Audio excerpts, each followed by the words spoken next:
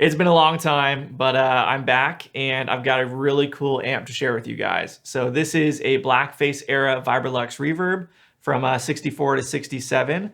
I just picked this up. I'm extremely excited. I honestly never thought I would be able to own one of these.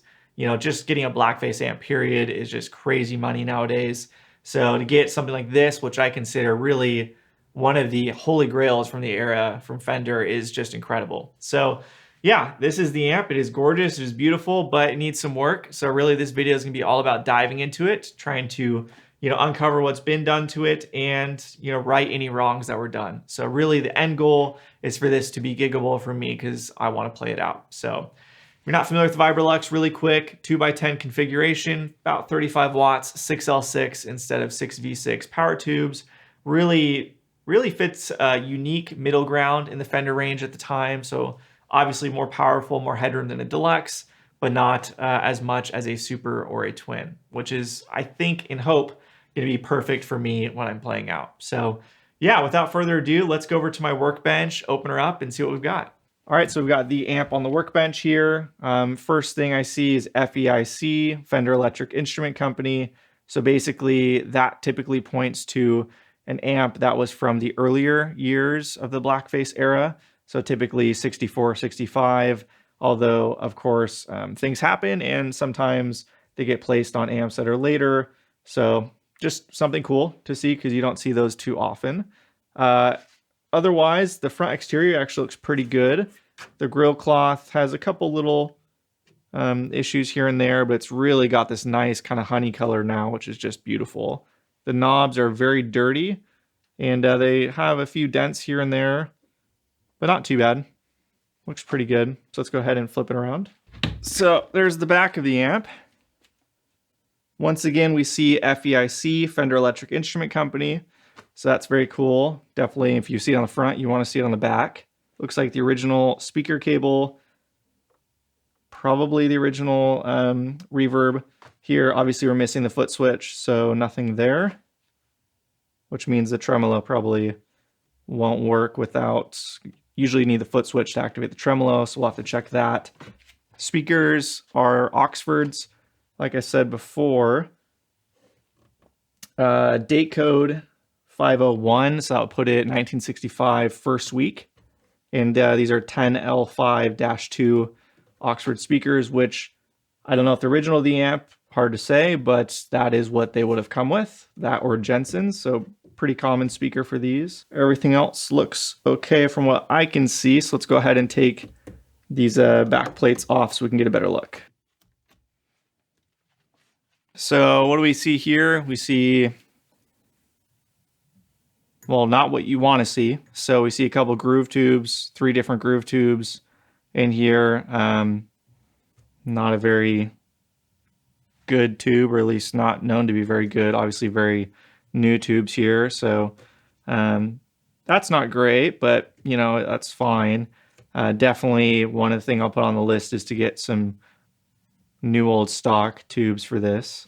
I don't own any other amps that are 6L6 actually, so unfortunately I don't have anything ready to go for it, but let's go ahead and take all of these preamp tube covers off and see what those are. So let's get a closer look at the back here. You can see all the groove tubes. There's the speaker with the date code right there, 465-501, 5 being 1965, 01 being, I believe, the first week of 65. And then here's the tube chart. OB, which puts it at February 1965. Tube chart says the first tube should be a GZ34, excuse me. And that is not. That is a 5AR4, so that's wrong. That'll need to be swapped.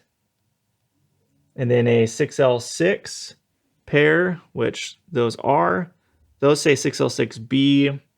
This says 6L6GC. I don't know enough about that tube to determine what that means exactly. And then going on over here, this should be a 12AT7. I don't believe a 7025 is, so I think that's wrong. This is a JJ.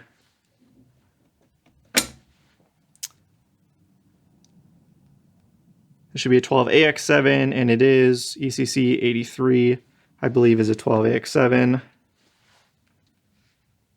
This should be 12AX7/7025. It is. This should be a 12AT7, I believe. And again, this one doesn't have any markings on it. Other than it does say 6072. So maybe that tells me what it is. I don't know what that is exactly, so I'll have to look that up. And then these two are 12AX7s, which is correct.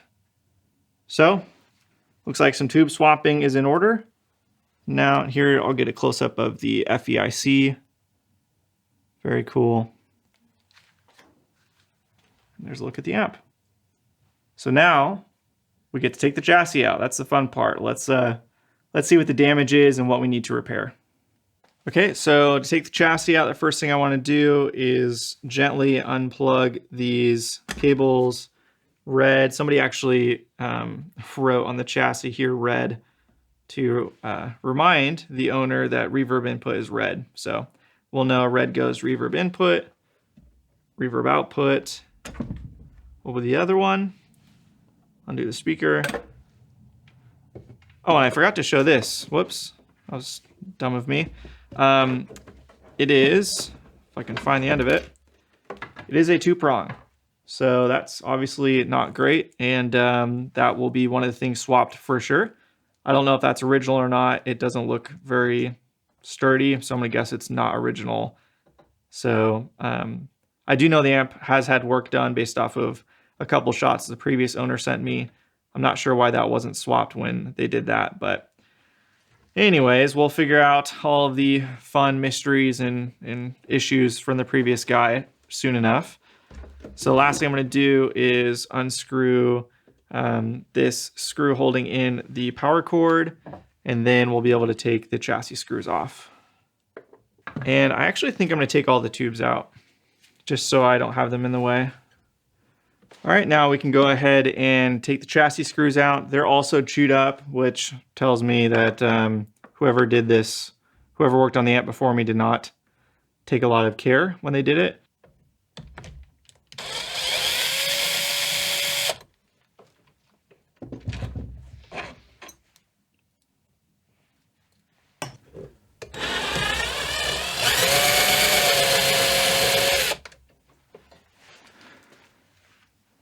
There we go.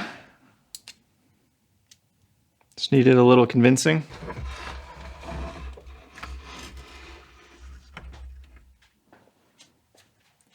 All right, there's the chassis. All right, let's reset the camera so you guys can see everything a bit better. Clearly a lot of work has been done, so really the goal today is to figure out what work has been done and what needs to be redone. So starting here with the bias control and the negative bias, the cap that does that, as well as the resistor, the diode, the other resistor here, those all look swapped to me. I'm not sure how to read chassis date codes. This says C-P. I'm not sure what it says there in the black ink. Transformer looks original as far as I can tell on this side. Crazy resistors flying in the air. Lots of resistors swapped. Look at that. Wild. Look at these ones right here.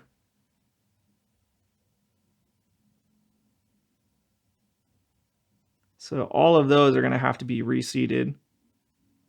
Electrolytic swapped here. Looks like we're missing 2 blue molded caps. These 2 reddish brown caps here should be these blue molded ones, but those were swapped. It happens. Pots, I can't really get a good angle myself, so I'll review the footage and take a closer look later to see what's been replaced.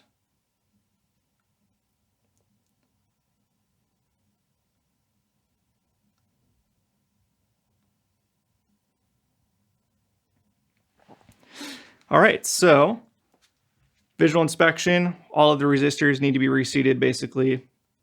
It's crazy that somebody would take an amp like this and do that with resistors. That's wild. So that's not a big deal. And then probably replace electrolytics as well.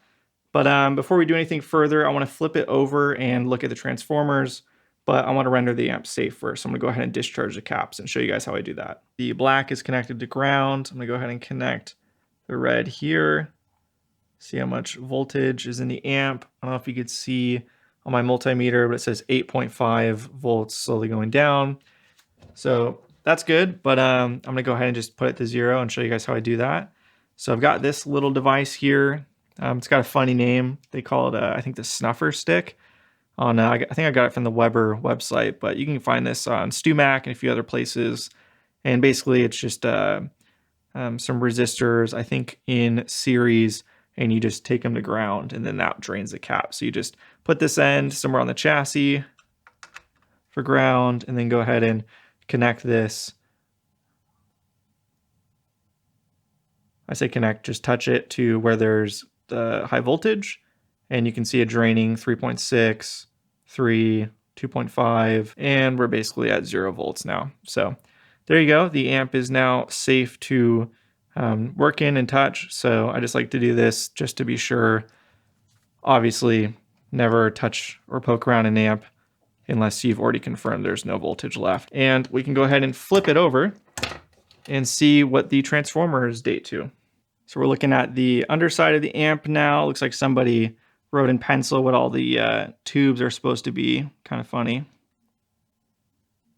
We have a code on the chassis there, F00865, that looks like. I don't know what that means, so I'd have to look that up. Let's go ahead and read the date codes on the transformers here. This one is 606, excuse me, 4, looks like 45. So that's 1964, end of 64, the 45th week. This is the output transformer, 606, 607. So that would put it at the beginning of 1966. This is 606, 447. So that would put it at the end of 64. Then the power transformer, 606, 436. So the end of 64 as well. So obviously this one is not like the others. However, the part number on it, 022848, is the correct part number. So really there's two options with this. The person I bought it from thinks it was a vintage replacement. So basically this is the exact transformer, output transformer that the amp would have come with in 66, which is exactly the same as the transformer that came with them in 64. There's no difference. So either this was a vintage replacement, something happened to the original one, somebody found an exact replacement from the same era, or a really small chance this is the original, and for some reason the amp sat around and this wasn't installed until later. So obviously the tube chart was early 65 and the speakers are early 65. So these transformers are all before those. This one is later. So I'm really not sure. I don't know enough about Fender amp history and whether things like that ever happen. So I'll leave that to you guys in the comments. But regardless, this is exactly the correct part you want to see. Just the date code is slightly different than what you'd expect. So now let's go ahead and take the dog cover off and see whether the main electrolytics have been replaced. And they have been replaced with actually good caps. These are Sprague Adams. These are pretty good and fairly expensive. I'm not familiar with these, but I don't like how they were installed. You can see they like did a little loop hook with the existing wire there and just kind of soldered it in between a little hoop. Let me grab the camera and see if I can show you guys a better look at that.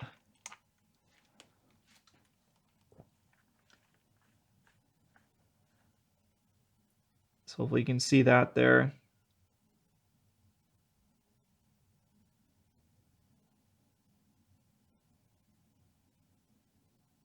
That one they put in. These ones look okay.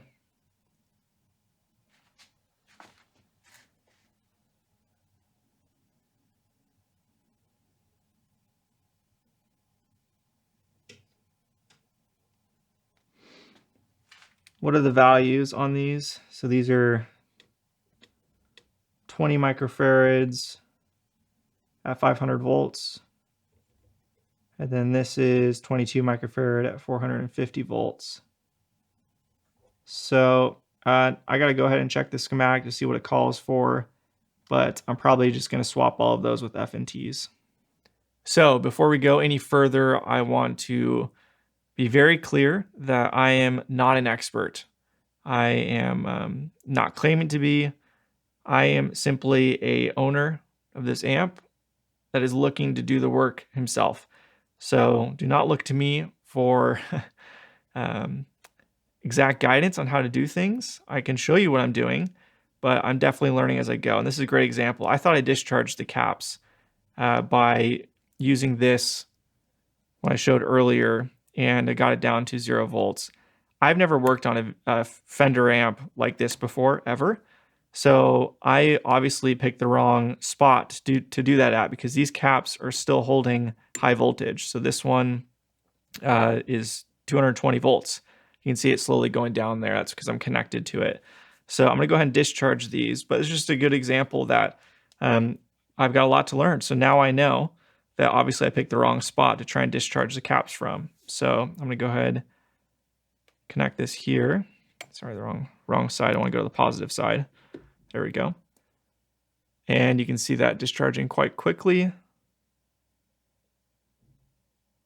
So thankfully I checked this before jumping in there. All right, now we're down to 9-volt battery level, which is nothing, but I'm going to take it all the way down to basically 0, just like I did on the other side, to make this totally safe.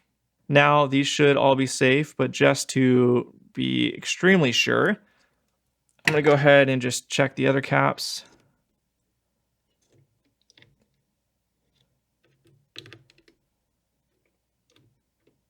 Okay, so they're all reading the same, so now it's safe to touch. So lesson learned there, and that's that's how you learn, right? So you think you know until you don't. Thankfully I checked. Now I know I'll never do that again, and I will make sure to figure out where to discharge these caps from on the other side, or I'll just open the doghouse and discharge from here. So now we can go ahead and pull up the schematic and kind of determine what's what. And we'll start here and just kind of see what these caps are supposed to be according to the factory, and then decide what we want to do from there. So I've got the schematic pulled up here from the internet, and it looks like these are all supposed to be 16 microfarad at 450 volt caps. So these are all perfectly fine spec-wise. However, they were just installed so terribly, especially these two, that I think I'm just going to swap them all with FNTs, like I said before. And yeah, they're also supposed to be 10K 1-watt resistors here. They do look like 1-watt carbon comps. So I'm just going to check what the values are on these. See what the multimeter reads.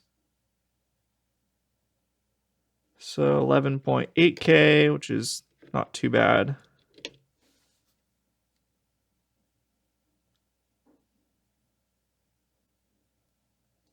So 12.3K. So they're both above the 10K rating, but not too bad. So I might swap those, I might not, to be determined.